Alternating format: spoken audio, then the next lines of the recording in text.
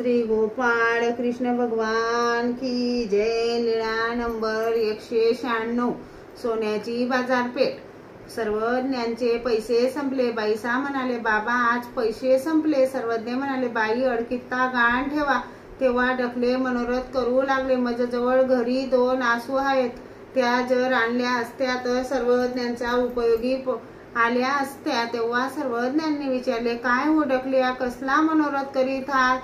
ते म्हणाले, जीजी माझ्याजवळ 2 आसू आहेत, त्या जर आणल्या असत्या तर आपल्या उपयोगी पडल्या असत्या। यावर सर्वज्ञ म्हणाले, द्रव्य जवळ ठेवण्याची आमची प्रवृत्ती नाही। जर प्रवृत्ती असती तर ही सर्व बाजारपेठ सोन्याची केली नसती का? मग अडकित्ता गाण ठेवला, पदार्थ आणले, स्वयंपाक करून सर्वज्ञांना जेवू घातले। सर्वज्ञ आसनावर बसले होते, तेवढ्यात तो वाणी आला, सर्वज्ञांना पाहिले, दंडोते घातले, श्रीचरणा लागला। त्याने म्हटले, माझ्याजवळ आज गाण ठेवलेला अडकित्ता या सर्वज्ञांचाच आहे ना?